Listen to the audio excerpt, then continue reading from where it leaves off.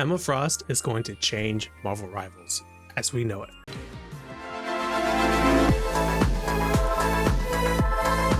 Hello everyone, I am back with another Marvel Rivals video.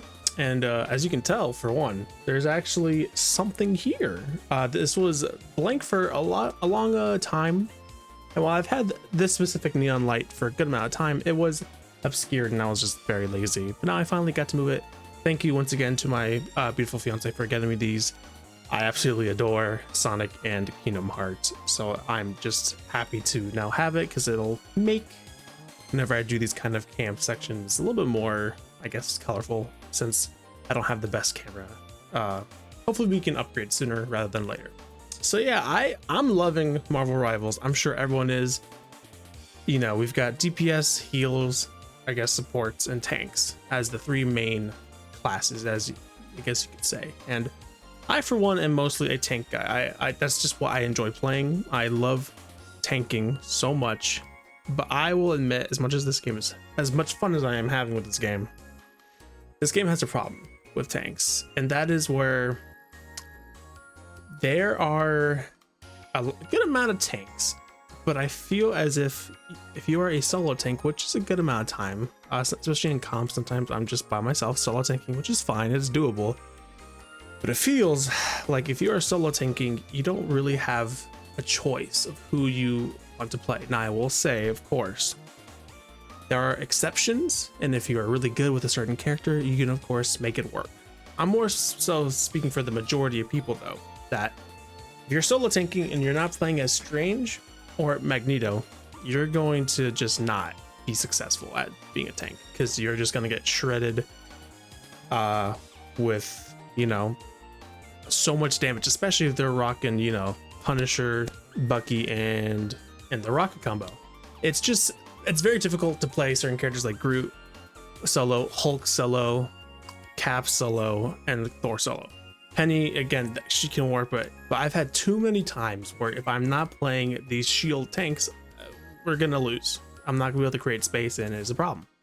And so when looking through leaks, which, I mean, you know, if you're not really into leaks, I would highly suggest trying to maybe not watch this, but I'm sure, as most of you know, Emma Frost is essentially quote-unquote confirmed to be a tank in this game, which is fucking amazing. And I say she's going to change this game in terms of tanks for a good amount of reasons, but one of the main ones is she's going to be another shield hero, but at the same time also be a melee hero. She's going to be essentially a hybrid. Best way I could describe it is the way it sounds is her shield is like a Ramattra shield from Overwatch. So I don't know if you guys know, but you know, you essentially can place where the shield goes up and then it's on a cooldown, right? And she's also a long range. Well, she has long range and short range. You can essentially change her forms, and this is huge because, again, like being able to shield damage and then being a tank to not have to kind of get so close to your enemy is huge for making space. And I'm just so excited. As much as, again, I love the tanks, I just feel like there needs to be something else, and I feel like Emma is going to truly change it with her gameplay style. Being able to be up close and personal. Sorry, if you see me looking over, I'm just looking at my cat be such a cutie patootie. But anyway, just having a character be able to go long range, short range, and also have a shield is just gonna be huge. It's gonna change, you know, the meta. Like I would say tanks, the tanks you meet, they're so comfortable playing that tank that they'll, especially Stranges, man. You'll see Stranges that are all the time, they are going to like bloodthirst you until you back up. And sometimes they'll overextend, but you know, if they have that much trust in their supports, then they're gonna live. I feel like she's just gonna be able to change it so much. In terms of gameplay, of course, but in terms of aesthetics also. I mean, having a character like Emma Frost be a tank is huge, I think, for the player base. Because, you know, one of the big complaints about tanks as of right now is there are not enough female characters, right? We just have Penny. And of course, adding Emma is like, oh, that's another female tank. That's great. Emma, like, she's like the woman kind of character. And to have that as a tank, I feel like is going to attract so many new players who maybe didn't want to tank before, but because you can play as Emma, they're going to want to learn.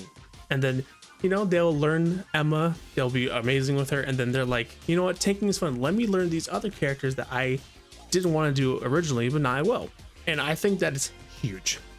I think we do need more tank players, and then something I think also eventually kind of has to go with supports in that direction, where we need a certain character in support so that more people want to play support, because support as right now is very niche-esque characters to a certain extent. You know, they're not, you know, there's no Tony Stark, there's no Captain America, that kind of thing.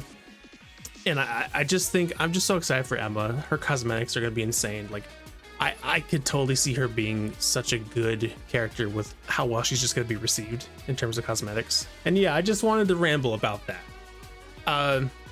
You know, I don't really see people talking about that. I thought it would just be fun to talk about it. And yeah.